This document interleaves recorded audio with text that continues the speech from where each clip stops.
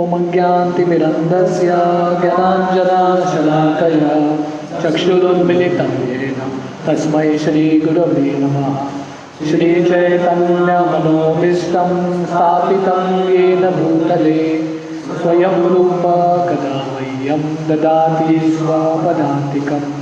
वन्देऽहं श्रीगुरुं श्रीयुतापरकमलं श्रीगुरोन् वैष्णवांश्च श्रीरूपं साग्रजाता सहगणा रघुनाथान्वितं तं सजीवं साद्वैतं सावधूतं परिजनासहितं कृष्णचैतन्यदेवं श्रीराधा कृष्णपादान् सहगणा ललिता श्रीविशाखान्वितंश्च नमो विष्णुपादाय कृष्णप्रेष्ठाय भूतले श्रीमते भक्तिवेदांत स्वामीति नामिने।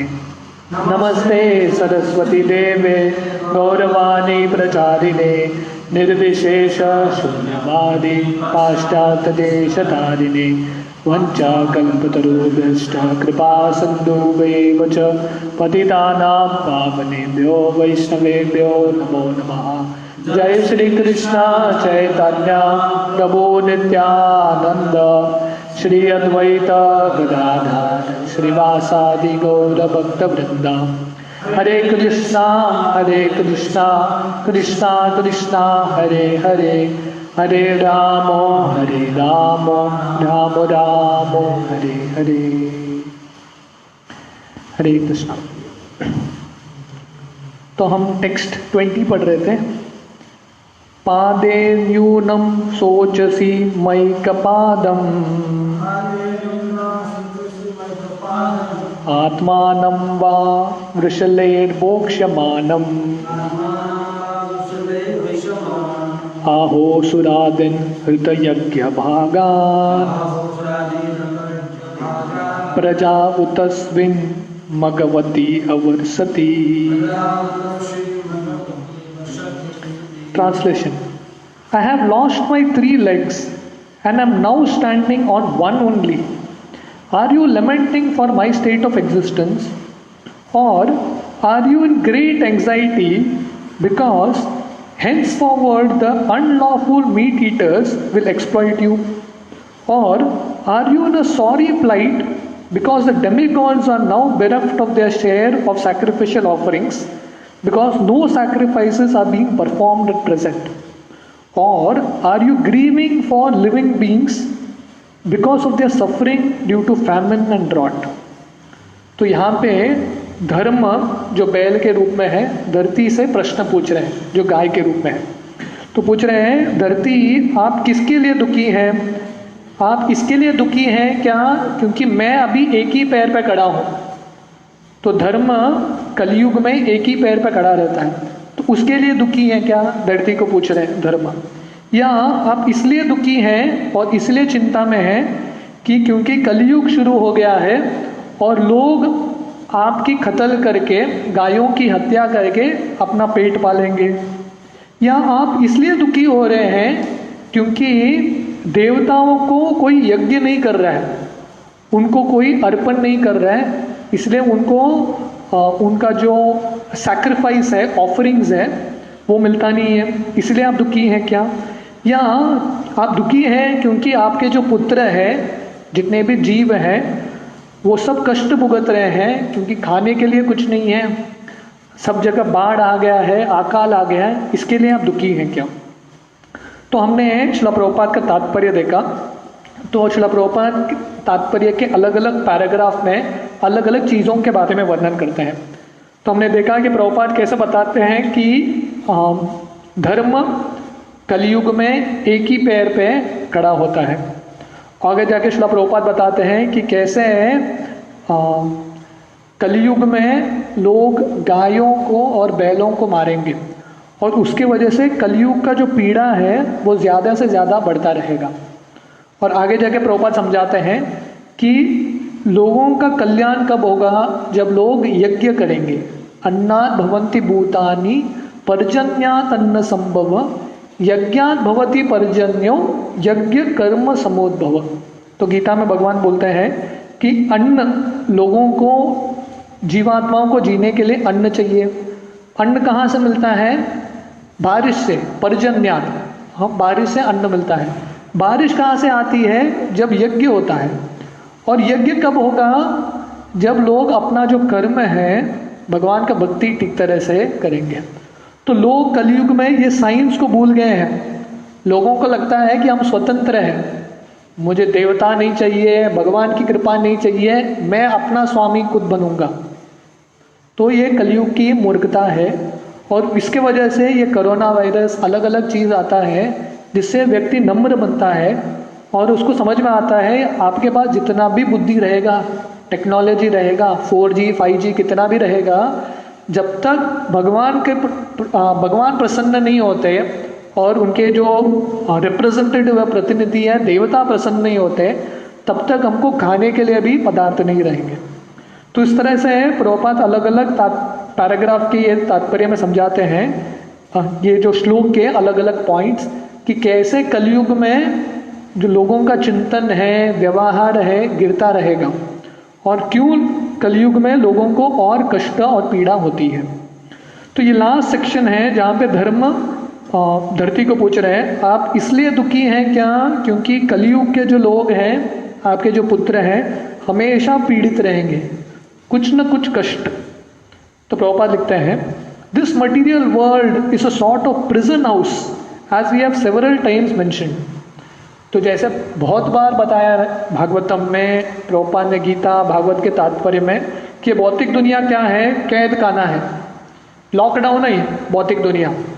जैसे अभी हम लॉकडाउन हुए हैं कोरोना वायरस की वजह से, ये भौतिक दुनिया और एक लॉकडाउन है।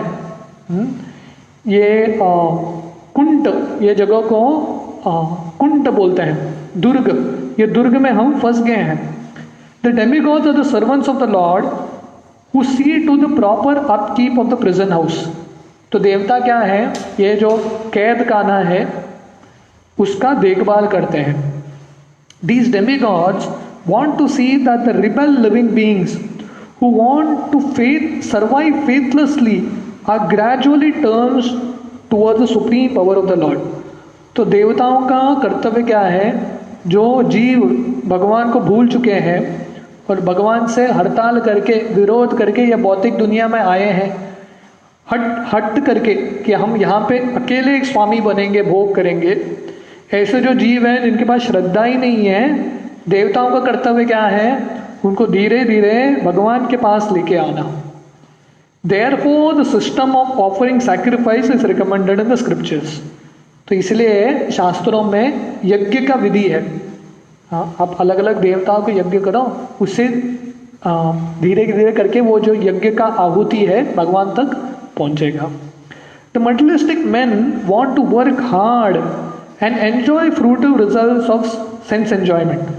तो ये दुनिया में लोग बहुत मेहनत करना चाहते हैं, हद से ज़्यादा मेहनत, और अपना इंद्रिय भोग पाना चाहते हैं। देखिए, मनुष्य जितना मेहनत करता है उतना बाकी प्राणी करते हैं क्या? उतना नहीं करते। बाकी प्राणियों का ज़िंदगी अच्छा रहता है। अब कुत्ते का ज़िंदगी देखिए, ज़्यादा मेहनत नहीं करता, दिन भर अच्छे से नींद लेता है, वो ज़्यादा टेंशन नहीं है उसको। मनुष्य बहुत मेहनत करता है, इसके लिए वही इंद्रिय तृप्ति जो प्राणियों को भी मिलता है। अलग कुछ मिलता है क्या? वही 4 चीज़ है, आहार, निद्रा, भय, मैथुन। उसके लिए इतना कष्ट क्यों? प्राणी लोग कष्ट भी नहीं करते, उनको मिल जाता है। आप लोग इतना कष्ट करके वही चीज़, तो इसलिए मनुष्य जिंदगी कष्ट करना है तो कुछ ऊंचे चीज़ के लिए कष्ट करो। तपो दिव्यम पुत्र कायेन सत्वम।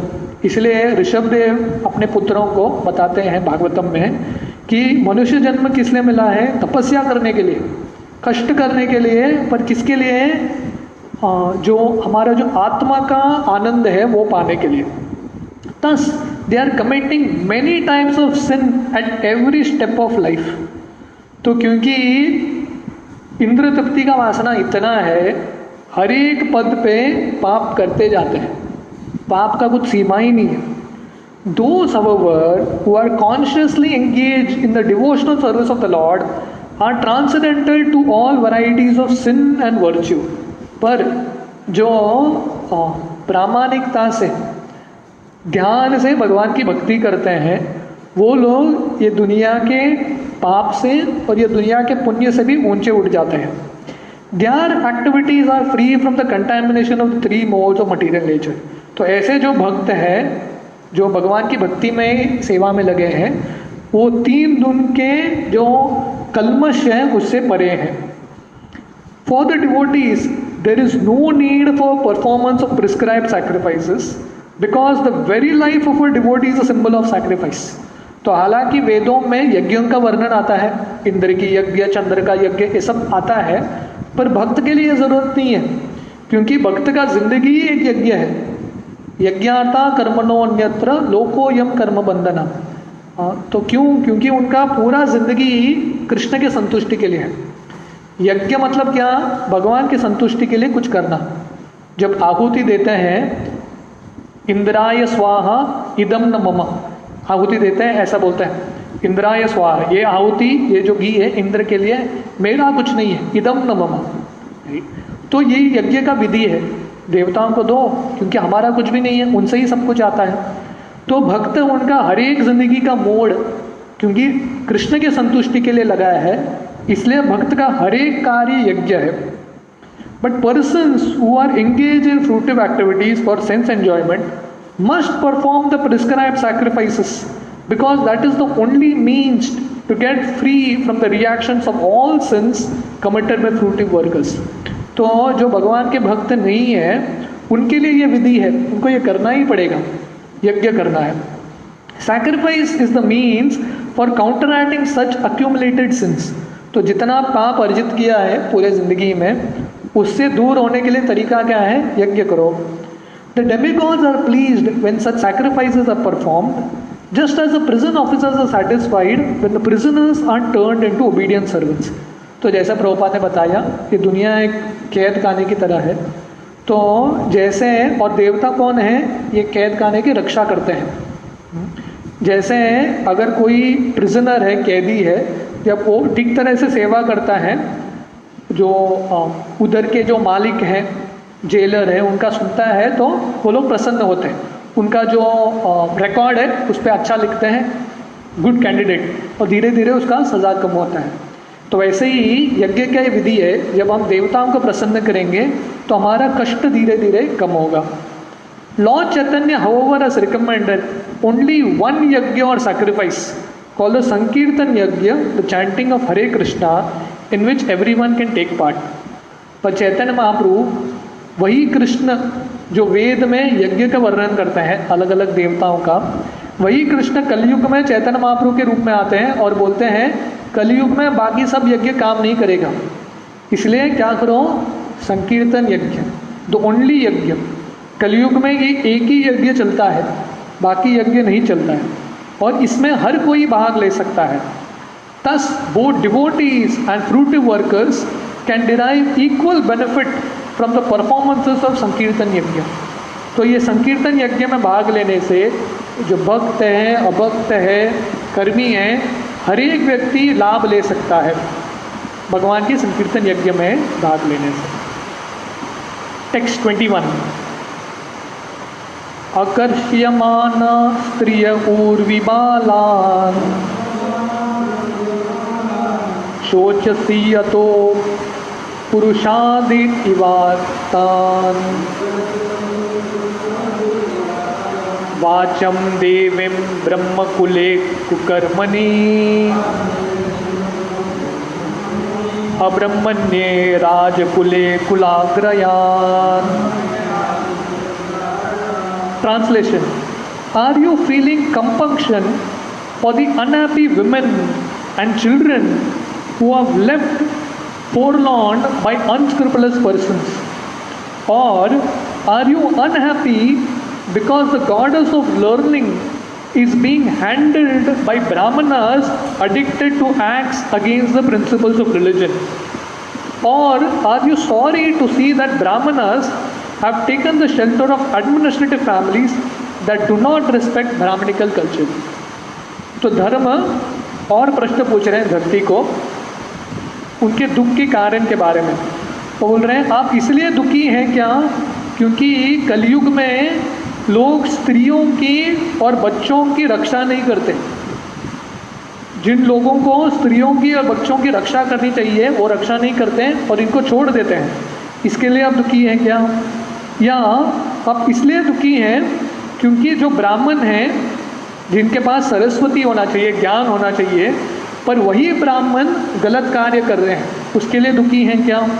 या ब्राह्मणों ने जो क्षत्रियों का आश्रय लिया है, जो लोग ब्राह्मण की सम्मानी नहीं करते, अपना पेट पालन करने के लिए ब्राह्मणों ने क्षत्रियों का आश्रय लिया, तो आप किसके लिए दुखी हैं? तो ये प्रश्न में धर्म जो है कलयुग के अलग अलग लक्षण बताते हैं। पर point, in the age of Kali, women and the children along with brahmanas and cows will be grossly neglected and left unprotected। तो ये कलयुग का चिन्ह है। क्या चिन्ह है? स्त्रियों का रक्षण नहीं होगा, स्त्रियों का शोषण होगा, और बच्चों का रक्षण नहीं होगा, बच्चों का शोषण होगा। जैसे हमने देखा कि गायों की हत्या होती है कलयुग में, गाय की, बैल की, और ब्राह्मण की कोई सम्मान ही नहीं करता, ब्राह्मण को निग्लेक्ट कर देता है। लोगों को लगता है कोई ब्राह्मण है मतलब समाज के लिए बोझा है। तो वैसे ही लोग स्त्रियों को और बच्चों की रक्षा नहीं करेंगे। तो ये कलयुग में जब तक ये 5 लोगों की रक्षा नहीं होती तब तक दुनिया में, समाज में दुख बढ़ता ही रहेगा। स्त्रियां, बच्चे, ब्राह्मण, गाय और बूढ़े व्यक्ति, इन 5 की रक्षा करना समाज का कर्तव्य है। तो ये कलयुग का लक्षण है, स्त्रियों का शोषण, स्त्रियों को निग्लेक्ट करना, उनको ध्यान न देना, और बच्चों का शोषण। In this age illicit connection with women will render many women and children uncared for। तो ये कलयुग का सबसे बड़ा दोष है, लक्षण है। वो क्या है? पर स्त्री के साथ या पर पुरुष के साथ संबंध, उसके वजह से बहुत पीड़ा पैदा होता है स्त्रियों की ज़िंदगी में, परिवार की ज़िंदगी में, बच्चों की ज़िंदगी में।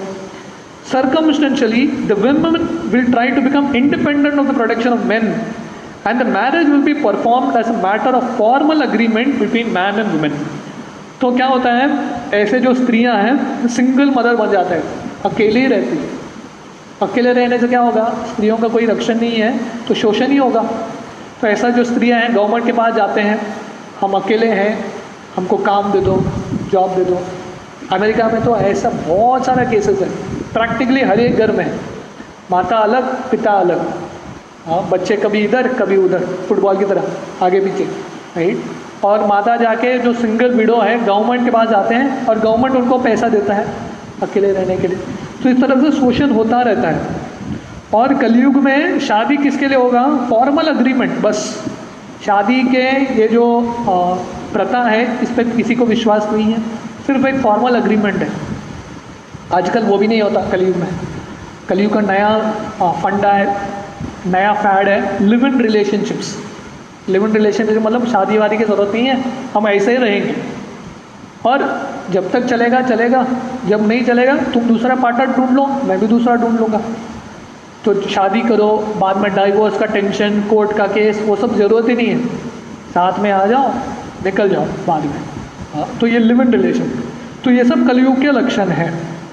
In most cases the children will not be taken care of properly. तो ऐसे जब संघ में बच्चे पैदा होते हैं, बच्चे का कौन रक्षा करेगा? कोई नहीं, बच्चे को अनाथ आश्रम भेज दो, बस। सबसे सिंपल चीज़। The Brahmanas are traditionally intelligent men and thus they will be able to pick up modern education to the topmost rank, but as far as moral and religious principles are concerned they shall be the most fallen। तो ये और एक लक्षण है कलयुग का। ब्राह्मण जो है हमेशा बुद्धिमान है, ब्राह्मण मतलब बुद्धिमान व्यक्ति। तो कलयुग में भी ब्राह्मण है, पर कलयुग के ब्राह्मण क्या करेंगे? उनका बुद्धि किसके लिए यूज़ करेंगे? पढ़ाई के लिए। सॉफ्टवेयर इंजीनियर बनेंगे।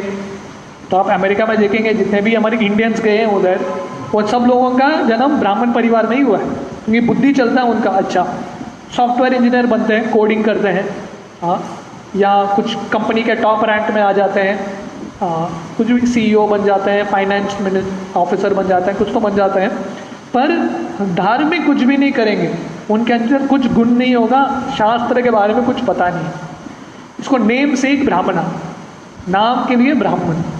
ब्राह्मण का मतलब क्या है? सॉफ्टवेयर इंजीनियर बनना ब्राह्मण का काम नहीं है। ब्रह्म जानाति इति ब्राह्मण, ब्रह्म विद्या पता होना चाहिए, भगवान के बारे में पता होना चाहिए। हाँ, सिर्फ कोडिंग लैंग्वेज पता होके कोई ब्राह्मण नहीं बनता। तो ये कलयुग में हो जाता है। बुद्धि तो बहुत है, पर बुद्धि सिर्फ भौतिक स्तर पे रहता है, आध्यात्मिक स्तर पे आता नहीं। Education and bad character go ill together, but such things will run parallel. तो शास्त्र के अनुसार कोई पढ़ा लिखा है, उसका मतलब है कि उसके अंदर संस्कार भी होने चाहिए, अच्छे गुण भी होने चाहिए, शीलता भी होनी चाहिए। पर कलयुग में ये दोनों ऑपोजिट चलता है साथ में। पढ़ा लिखा है पर साथ में सब दुर्गुण है। तो एक्चुअली ये साथ में नहीं चलता। पढ़ा लिखा होने का मतलब है सद्गुण होने चाहिए, पर कलयुग पढ़ा लिखा असुर, ये कलयुग के लक्षण है। पढ़े लिखे जो लोग हैं पर भगवान के भक्त नहीं है, सद्गुण कुछ भी नहीं है। The administrative heads as a class will condemn the tenets of Vedic wisdom and will prefer to conduct a so-called secular state, and the so-called educated brahmanas will be purchased by such unscrupulous administrators. तो देखिए कैसे भागवतम में हर एक चीज़ जो आगे कलयुग में होने वाला है वो सब मेंशन्ड है। तो कलयुग के जो नेता है, क्षत्रिय है, उन लोगों को शास्त्रों में कुछ विश्वास नहीं रहेगा। पहले के जो क्षत्रिय हैं शास्त्रों में विश्वास होता था उनको, शास्त्र के अनुसार उनका शासन होता था, शास्त्रीय शासन। पर आजकल के लोगों को वेद में, शास्त्र में कुछ विश्वास ही नहीं है। इसलिए वो लोग क्या करेंगे? खरीदेंगे। किसको? जो बुद्धिमान ब्राह्मण है उसको खरीदेंगे। तो ये रिकॉर्ड है। नेता जो होते हैं मोस्टली, जो मिनिस्टर होते हैं, ऊपर कुछ होता नहीं उनका। सोचने वाले को लोग कौन है? आईएएस ऑफिसर, उनके अंडर जो होते हैं। बुद्धिमान लोग जो ब्राह्मण हैं उनके अंडर होते हैं सोचने के लिए, और ये लोग सोचते नहीं हैं, दिमाग तो कुछ चलता नहीं है। वो आईएएस ऑफिसर सब करके देता है, ये बस काम करते हैं। तो ये सब कलयुग के लक्षण हैं। ब्राह्मण को खरीद लेते हैं पैसे के धन से। Even a philosopher and writer of many books on religious principles may also accept an exalted post in the government which denies all the moral codes of the Shastras. कोई दार्शनिक होगा, उसने बहुत सारे पुस्तक भी लिखे होंगे थोड़े धार्मिकता के ऊपर, शास्त्रों के ऊपर, पर फिर भी वो क्या करेगा? गवर्नमेंट पोस्ट ले लेगा। और किसकी सेवा करेगा? जो नेता है, जो भी है उसका बॉस, जिसके पास कुछ भी गुण नहीं है, उसका सेवा करो। The Brahmanas are specifically restricted from accepting such service. तो ब्राह्मण जो है ऐसे तुच्छ लोगों की सेवा बिल्कुल नहीं करते, उनके लिए अलाउड ही नहीं है। तो ब्राह्मण मतलब सिर्फ एक व्यक्ति के सामने उसका सर झुकता है, भगवान और भगवान के भक्तों के सामने। जो असुर हैं, जो भौतिकवादी लोग हैं, इंद्र तृप्ति लगे हैं, ब्राह्मण उसके नीचे सर नहीं झुकाता, उनके लिए पैसा भीख मांगता नहीं है। जिस दिन वो ब्राह्मण करेगा उस दिन उसका जो ब्रह्म ज्ञान है, जितने भी ब्राह्मण के लक्षण हैं, वो सब चले जाएंगे। But in this age they will not only accept service but they will do so even if it is the meanest quality. पर कलयुग में वो ब्राह्मण जो हैं, ऐसे जो असुर हैं, जो नेता हैं, जो भी हैं, उनकी सेवा करेंगे, उसका कैरेक्टर कुछ भी हो जाए, पर इतना तक गिर जाते हैं वो लोग भी कुछ भी कार्य करने के लिए तैयार हो जाता है। कौन सा भी कार्य बोलो, ब्राह्मण करने के लिए तैयार है। These are the symptoms of the age of Kali which are harmful to the general welfare of human society. देखिए कलयुग कितना नीचे गिर जाता है। नाम सिर्फ ब्राह्मण, सिर्फ नेम सेक बस। विजय मल्ल्या, किंगफिशर का मालिक, सबसे बड़ा ब्राह्मण है, राइट, मल्ल्या। तो ये कलयुग है। तो जितने भी आप देखेंगे गिरे हुए ब्राह्मण, सबसे बुरे कार्य करते हैं कलयुग में, एक नंबर का, सब लोग ब्राह्मण ही रहेंगे। क्योंकि बुरा करने के लिए भी बुद्धि चाहिए ना। बुद्धि किसके पास है? ब्राह्मण के पास ही है। इसलिए कलयुग का शुरुआत होता है ब्राह्मण के पतन से। तो हम आगे जाके अध्याय में देखेंगे, जब श्रृंगी परीक्षित को श्राप देता है उसी से कली का आगमन होता है। ब्राह्मण जब गिर जाता है उसी समय कलयुग का लक्षण जो है और बढ़ने लगता है। टेक्स्ट 22, किम कस्त्र बंधुन कलिनो परस्तान राष्ट्राणि वातेर अवरोपितानि इतस्ततो वाशनपानवास स्नानव्ययायोन्मुखजीवलोकम्। Translation: The so-called administrators are now bewildered by the influence of this age of Kali, and thus they have put all state affairs into disorder. Are you now lamenting this disorder? Now the general populace does not follow the rules and regulations for eating, sleeping, drinking, mating, etc., and they are inclined to perform such anywhere and everywhere. Are you unhappy because of this? तो कलयुग के और लक्षण क्या हैं? जो कलयुग के जो क्षत्रिय हैं जिनको राज्य अच्छे से संभालना है, वो लोग क्या करेंगे? राज्य संभालने से बजाय राज्य में और गड़बड़ करेंगे। जो राज्य पहले से अच्छा चल रहा था उसको और गड़बड़ करके जाएंगे। ये होता है।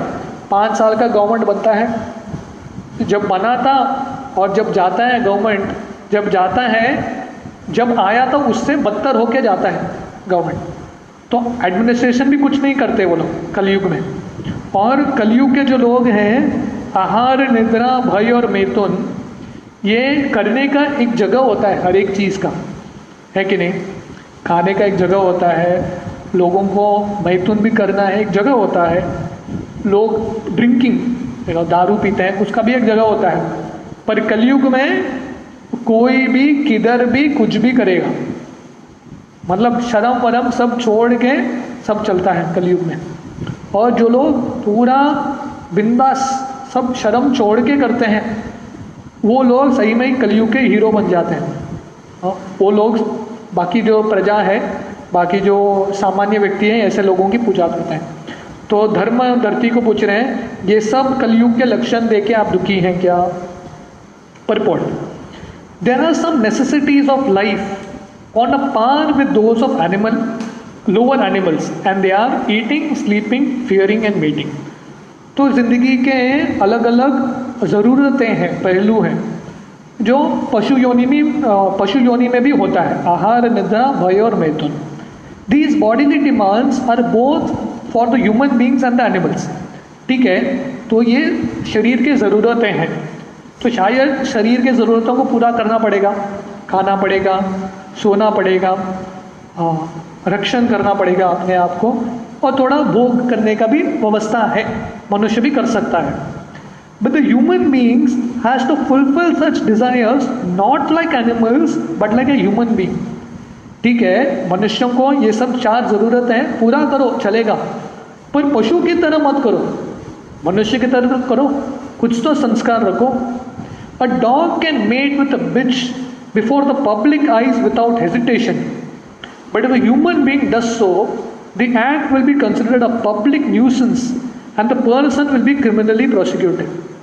जो कुत्ता जो है दूसरे कुत्ते के साथ संग कर सकता है रास्ते में, उसका कुछ होता नहीं है, पर मनुष्य भी ऐसे करने लगेगा तो एक्चुअली ये जो समाज है, सामान्य व्यक्ति, उसके लिए अच्छा नहीं है और क्रिमिनली प्रोसिक्यूट होना चाहिए इसको, राइट? पर कलयुग में ये सब चलता रहेगा। व्यक्ति जो मनुष्य है कुत्ते जैसा, पशु जैसा व्यवहार करेगा। Therefore, for the human being there are some rules and regulations even for fulfilling common demands. तो इसलिए मनुष्यों के लिए रूल्स रेगुलेशंस हैं, कुछ नियम हैं, आपको करना भी है, वो ढंग से करो, एक तरीका है करने का। The human society avoids such rules and regulations when it is bewildered by the influence of the age of Kali. पर कलयुग में कोई ये रूल्स रेगुलेशंस पालन करता ही नहीं है, क्योंकि कलयुग का प्रभाव इतना है, वेग इतना है, मन को भटका देता है। In this age, People are indulging in such necessities of life without following the rules and regulations. And this deterioration of social and moral rules is certainly lamentable because of the harmful effects of the beastly behavior. तो कलयुग में लोग जितने भी rules regulations है हर एक rule को तोड़ेंगे और इससे उनको दंड भी बहुत ज़्यादा मिलेगा. इसका जो परिणाम है बहुत बुरा है. In this age, the fathers and guardians are not happy with the behavior of their wards. तो ये कलयुग में जो माता पिता हैं बच्चे से कभी खुश नहीं होते, बच्चे कभी माता पिता से संतुष्ट नहीं होते और माता पिता बच्चे से कभी संतुष्ट नहीं होते. They should know that so many innocent children are victims of bad association avoided by the influence of this age of Kali. तो कलयुग में मासूम बच्चे सब बिगड़ जाते हैं. बच्चे मासूम हैं पर कलयुग का वेग इतना है, कलयुग का इन्फ्लुएंस वातावरण इतना है, हर व्यक्ति बिगड़ जाता है. So that is the power of Kaliyuga. We know from Shrimad Bhagavatam that Ajamil, an innocent son of a brahmana, was walking down a road and saw a shudra pair sexually embracing. तो भागवत में कहानी आता है, केस स्टडी. केस स्टडी किसका है? अजामिल. अजामिल मासूम लड़का, बचपन से ही ब्राह्मण लड़का, सब संस्कार था उसके अंदर. ऐसा नहीं कि बचपन से मस्ती करके आ रहा है, पूरा ब्राह्मणिकल संस्कार था उसके अंदर. पर रास्ते पे वो जाते जाते, और वो भी किस लिए जा रहा है रास्ते पे? भगवान के लिए लकड़ी लाने के लिए जा रहा है, सेवा के लिए जा रहा है वन में. पर देखता है कि एक शूद्र और शूद्रानी, एक स्त्री और पुरुष रास्ते में ही आलिंगन कर रहे हैं, मैथुन कर रहे हैं. जैसा कुत्ता और बिल्ली करते हैं वैसा मैथुन कर रहे हैं. तो ये देख के अजामिल विचलित हो जाता है. तो इसलिए शास्त्रों में वर्णन है, संग भी करना है सबके सामने नहीं. हाँ, एक अलग जगह है, अलग समय है उसके लिए. राइट, सबके सामने करेंगे तो क्या होगा? जो मासूम लोग हैं उनका भी दिमाग खराब हो जाएगा. यही कलयुग में चलता है, सब मासूम बच्चों का दिमाग खराब हो गया. तो उस समय अजामिल एक ही चित्र देखा उसने, एक ही सीन, गया सत्यानाश हो गया उसका, पूरा जिंदगी उसका बेकार चला गया, सालों साल. पर आजकल हम कितना चित्र देखते हैं, हर जगह देखो वही अजामिल कांड है, सब जगह. मोबाइल खोलो हर एक जगह पे वही है, टीवी देखो वही है, बिलबोर्ड देखो वही है, एडवर्टाइजमेंट देखो वही है, कुछ भी देखो वही है. तो कितना हमारे मन पे आक्रमण हो रहा है कलयुग का, काम वासनाओं का कितना आक्रमण हो रहा है. This attracted the boy and later on the boy became a victim of all debaucheries. तो ये समझने की बात है कि अजामिल ये एक चित्र से आकर्षण होके पूरा पतन हो गया. यहाँ तक कि अजामिल सब कुछ करने लगा, पर स्त्री संग करने लगा, डाका डालने लगा, चोरी करने लगा, मांस खाने लगा, सब कुछ. तो ये चार नियम है, मांस न खाना, दारू न पीना, सिगरेट न स्मोक करना, पर स्त्री संग न करना, गैम्बलिंग न करना, जुआ न खेलना. ये सब में क्या प्रॉब्लम है? एक शुरू हो जाता है बाकी सब शुरू हो जाता है, एक के बाद एक सब चालू हो जाता है. तो अजामिल ने एक चित्र देखा, शूद्र और शूद्रानी एक दूसरे को आलिंगन कर रहे हैं, उसे वो इतना विचलित हो गया तो उसने यही शूद्रानी के साथ शादी कर लिया. और उसके बाद शादी कर लिया, धन कमाना पड़ेगा, धन कमाने के लिए ब्राह्मण का तरीका थोड़ी ना चलेगा, क्योंकि उसका अलग अलग डिमांड्स होता है. राइट, तो करने के लिए डाका डालने लगा, चोरी करने लगा, मांस खाने लगा, सब कुछ. तो उसका जो शुद्ध जीवन है नष्ट हो गया पूरे तरह से. From a pure brahmana he fell down to the position of a wretched urchin and it was all due to bad association. शुद्ध ब्राह्मण था, मासूम ब्राह्मण लड़का, पर बुरे संग के वजह से एक नंबर का चोर डकैत, एक नंबर का बदमाश बन गया. किसके वजह से? संग के वजह से. और संग क्या है? हरिनाम चिंतामणि में बताता है, बुरा संग मतलब दो चीज़ का संग, स्त्रियों का संग और स्त्रियों के जो भोग करते हैं उनका संग. और कलयुग में यही संग है, हर जगह टीवी में, इंटरनेट में यही संग है. तो ये देख के पूरा चित्त कलमश हो जाता है, पूरा जो चेतना है बिगड़ जाता है. There was but one victim like Ajamil in those days, but in the age of Kali, the poor innocent students are daily victims of cinemas which attract men only for sex indulgence. तो उस समय भागवतम के समय एक ही अजामिल था, एक ही लड़का बिगड़ गया, पर कलयुग में हर एक लड़के का यही हालत है। हर एक लड़के का, हर एक मासूम लड़का जब नौजवान बनता है घायल हो जाता है, उसका जो मासूमियत है सब चला जाता है। किसके वजह से? सिनेमा। प्रभात बोल रहे हैं, daily victims of cinema which attract men to sex indulgence. Bollywood, Hollywood सब सत्यानाश करके रखा है। जो 500 साल का ब्रिटिश नहीं कर सका, 200 साल का ब्रिटिश, 200 साल था ब्रिटिश इंडिया में, उसके पहले मुगल था शायद 500 साल, 200 साल का ब्रिटिश रूल, 500 साल का मुगल रूल जो नहीं कर सका, टीवी 10-15 साल में सब सत्यानाश करके रख दिया। टीवी ने सब संस्कार मिट गया। जब ब्रिटिश था इंडिया में उस समय में भारत का संसार जो संस्कार है वो इंटैक्ट था, पर अभी ब्रिटिश तो चले गए पर उन्होंने उनका दूध बेच दिया। वो क्या है? टीवी, सिनेमा, बस उसके वजह से सब चालू, सब गड़बड़ शुरू हो जाता है। तो दिखने में बहुत इनोसेंट लगता है, एक ही तो मूवी है, क्या फ़र्क पड़ता है, एक ही तो सीन है, पर ये एक एक सीन अंदर प्ले होता है। इमेजिन करो अजामिल का एक सीन उसके लिए महंगा पड़ा, हमने कितने सारे सीन्स को ऑब्जॉर्व करके रखा है, राइट। तो बहुत बार हमको ये पता होना चाहिए भगवान की कृपा से भक्ति में हम अभी भी टिके हैं, राइट। नहीं तो कौन सा संस्कार कब ऊपर उठेगा और भक्ति हमारी जो भक्ति उसको मार देगा, समझ में नहीं आएगा। The so called administrators are all untrained in the affairs of a kshatriya. तो ये प्रभुपाद ने अजामिल के बारे में बताया है, कलयुग का लक्षण के बारे में, कि कैसे लोगों को ये जो आहार, निद्रा, भय, मैथुन है वो करना भी है, एक ढंग से करना है, पर खुलेआम करेंगे तो मासूम बच्चे बिगड़ जाएंगे। और आगे जाकर धर्म यहाँ पे क्षत्रियों के बारे में लिखते हैं, तो प्रभुपाद यहाँ पे लिख रहे हैं, the so called administrators are all untrained in the affairs of a kshatriya. तो कलयुग में जो लोग क्षत्रिय बनते हैं या जिनको पदवी मिलता है, उनके पास बिल्कुल ट्रेनिंग नहीं है, क्या करना है पता नहीं। कुर्सी तो मिल गया, कुर्सी में बैठ के क्या करना है कुछ पता नहीं।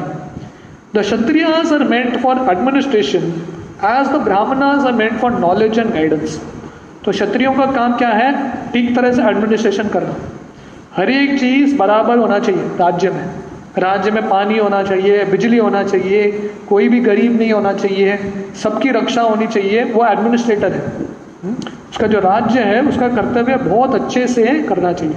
जैसे ब्राह्मण का कर्तव्य है ज्ञान बांटना और लोगों को सलाह देना, क्षत्रिय का काम है रूल करना।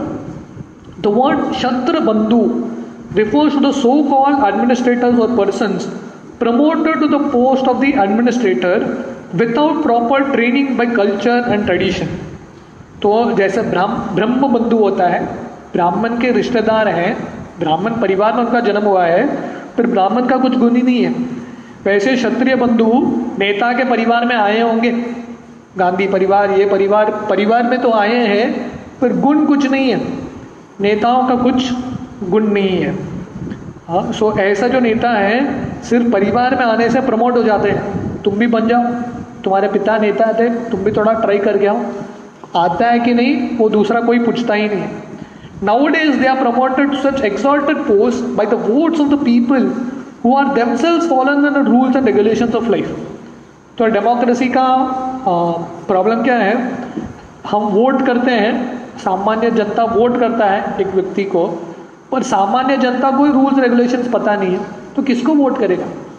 तो जनरल लोग ही मूर्ख हैं, ज्ञान नहीं है, अज्ञानी है, किसको वोट करेंगे? और एक अज्ञानी को वोट करेंगे। अंधा आदमी दूसरे अंधे आदमी को वोट करता है तो क्या होगा? जो नेता है और जो फॉलो कर रहे हैं प्रजा है, दोनों गड्ढे में जाके गिरेंगे। तो ये कलयुग के लक्षण है। नेता भी अंधा है, शास्त्र के हिसाब से उसको आंख नहीं है, शास्त्र चक्षु नहीं है, लोगों को भी आंक नहीं है, किसको वोट करना है पता नहीं। तो ये कलयुग के अलग अलग चिन्ह हैं। How can such people select a proper man who are themselves fallen the standard of life? Therefore by the influence of the age of Kali, everywhere, politically, socially, religiously, everything is topsy-turvy, and therefore the sane man is all regrettable। तो कलयुग में सब कुछ उल्टा है, कुछ भी ठीक नहीं है। हाँ, पॉलिटिकली आप राष्ट्र की तरफ से देखोगे, राजनीति की तरफ से कुछ भी ठीक नहीं है, क्षत्रिय में गड़बड़ है। आप समाज के दृष्टिकोण से देखोगे, बच्चों का शोषण हो रहा है, स्त्रियों का शोषण हो रहा है, गायों को स्त्रियों हो रहा है, शोषण हो रहा है, वो भी ठीक नहीं है। धार्मिकता से देखोगे, ब्राह्मण भी ठीक नहीं है। आप जाके कुछ यज्ञ करोगे, ब्राह्मण कौन सा मंत्र बोल रहा है वो भी पता नहीं, यज्ञ करने के बाद वो तंबाकू फूकता है, क्या करता है उसका भी कुछ भरोसा नहीं। तो कलयुग में सब चीज़ उल्टा पुल्टा है, कुछ भी चीज़ बचा नहीं, हर एक चीज़ में कलयुग का प्रवेश हो चुका है। तो ये कलयुग में हम रह रहे हैं और ये कलयुग में हम भक्ति करने का प्रयास कर रहे हैं। तो the odds are against us, जैसे इंग्लिश में बोलते हैं, सब जगह कलयुग ने घेर लिया है, हर एक तरफ से, अंदर से बाहर से, प्रैक्टिकली हर एक तरफ से। तो इसलिए हमको हमारा परिस्थिति समझना है और जितना भी भगवान हमको अवसर दे रहे हैं भगवान की भक्ति करने का, वो अवसर हमको बहुत गंभीरता से लेके आगे बढ़ना है। तो हम टेक्स्ट 23 से कल सुबह कंटिन्यू करेंगे। हरे कृष्ण।